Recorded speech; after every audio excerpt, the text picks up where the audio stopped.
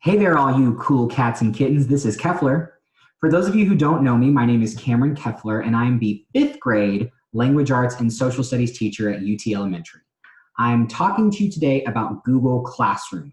This video is for everyone at the school. My goal is to help you understand how to get onto Google Classroom, how to navigate the interface and sort of know where to click around and where to look for things, and to also go a little bit into Google Meets, which is one of the programs for video conferencing that we will have available now as part of our upgraded G Suite. But before we can begin all of that, we have to make sure that the students and parents have signed the consent form. So I'm going to show you real quick where that is in case you didn't see it. So I'll start by sharing my screen so that you can see what I see, and I will walk you through. So I'm going to open up a new tab, and I'm going to go to Class Dojo, because Class Dojo is where I go to get my communication from UT Elementary. Once I'm signed into Class Dojo, then I will go to my school. And I know that Miss Jessica posted an entire explanation about Google Classroom back on August 4th and about why we are going to be needing those consent forms. So the consent form is here both in English and in Spanish. We want to get these done as soon as possible. You'll just click on here, fill out the form, and send. All right, the sooner we can get these done, the sooner we can start making super awesome lessons for the kiddos and getting everything uploaded in one clean spot.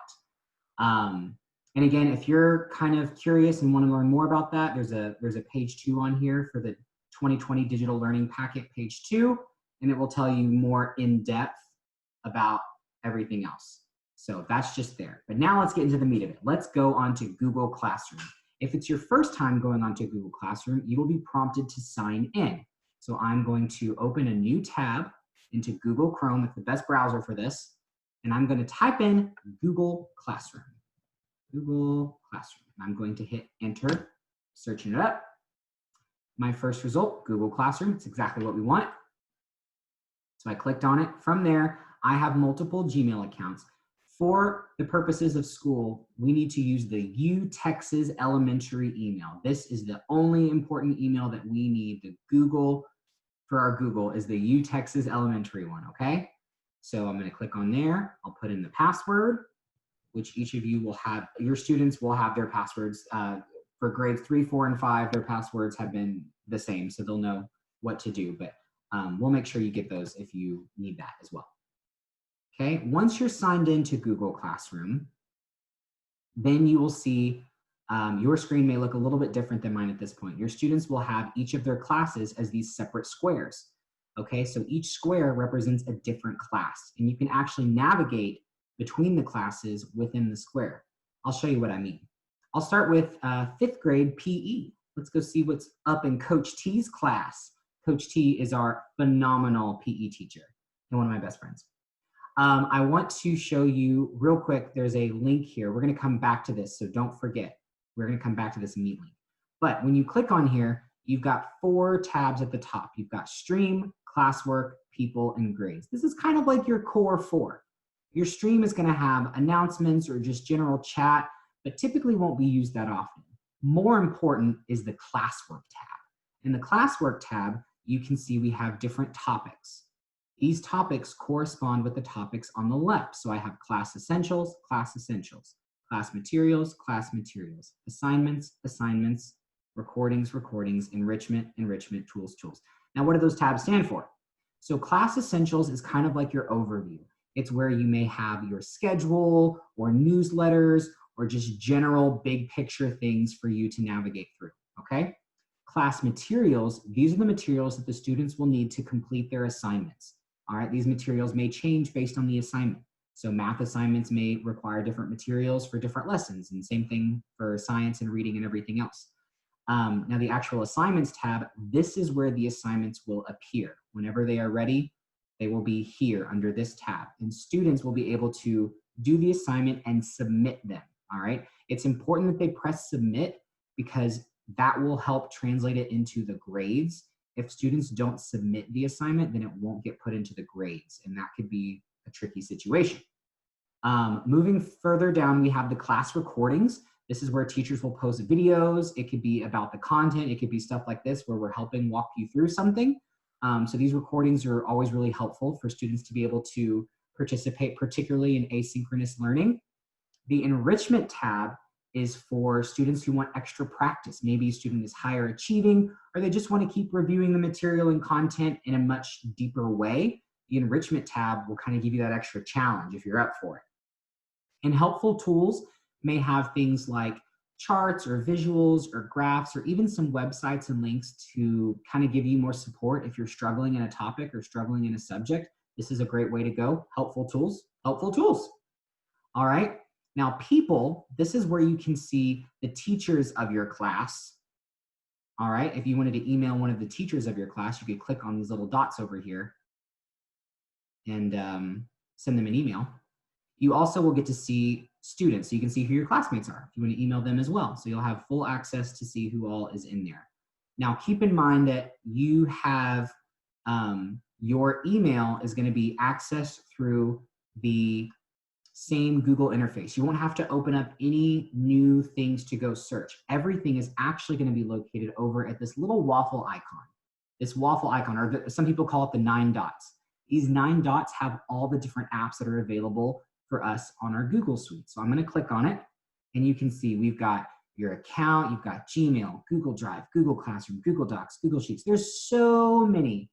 And don't worry, you don't have to learn them all right now. Your students probably know them all just from using them in class, but it's we'll start unrolling them as time goes on this year. But this is where you can access them. So if I needed to access my email, I could go to this waffle. If I needed to go to a document or even get back to Google Classroom.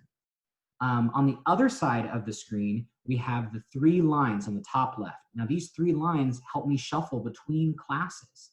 So we saw that we were in Coach T's PE class, but maybe I want to go have lunch bunch with Miss Garcia, or I want to go back to my teacher's lounge. The kids won't have teacher's lounge, that's just for me and the other teachers. But that is where we would go to navigate into the classes that we're in. Additionally, up here you can see different items, and maybe even assignments that you have going on for your calendar. But I want to also bring you down here to the settings.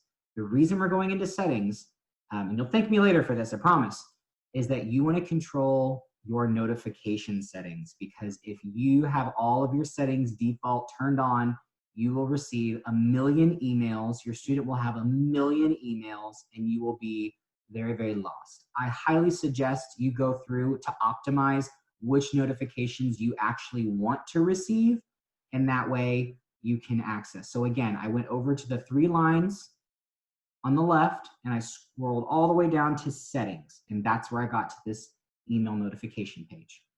Okay, if I ever get lost on Google Classroom and don't know where to go, I can always go to either the top left or the top right, can both get me to where I need to go. But the top left can bring me back to classes. So I clicked on that, and it brings me right back here to see all of my different classes.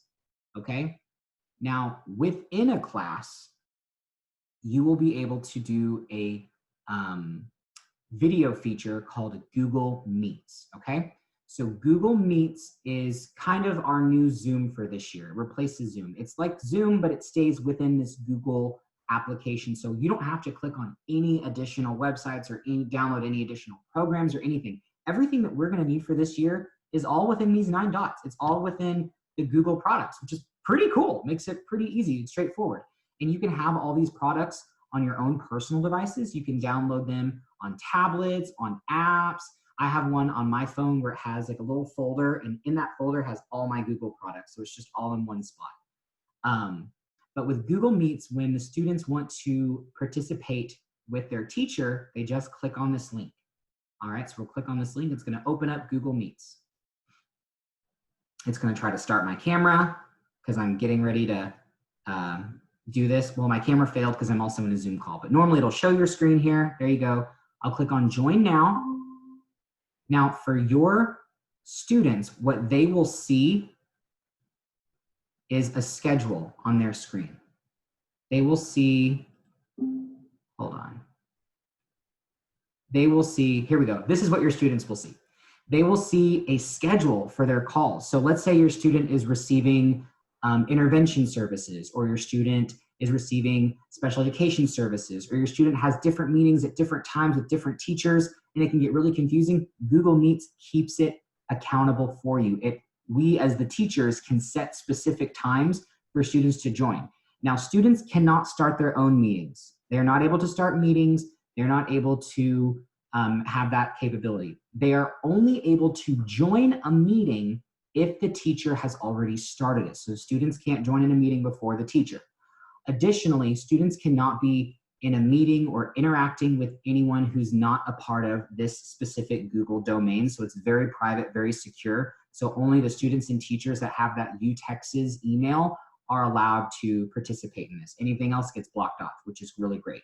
So students would be able to join a meeting for their teacher. Like today, there's a daily session with Ms. Calvin. If I wanted to go join that right now, I'd click on the daily open with Ms. Calvin. So I'm not going to do that and interrupt her at this time, but that's kind of a little bit about Google Meets. You can play around with it and learn more. I'm now going to, so I just exit out of that. The last thing I wanted to kind of give everyone tips on is really making sure that you take the time to play around with this and get comfortable and familiar with it. I don't think I went over grades, but grades are pretty, it's just the grades tab. But it's important to feel comfortable using this, as this will be the primary platform that the whole school is using for the year. If you have any additional questions or concerns or need help, there's also a help section over on the Google side where you can contact and get more help if you need it too. So this was just a little demonstration for you, just to kind of hopefully ease some of the stress of learning Google Classroom, navigating it. The goal is to make things as user-friendly as possible for the students and the teachers and the parents so that we can all collaborate and have a fantastic year. I hope everyone is staying safe and healthy, and I look forward to seeing you all virtually soon.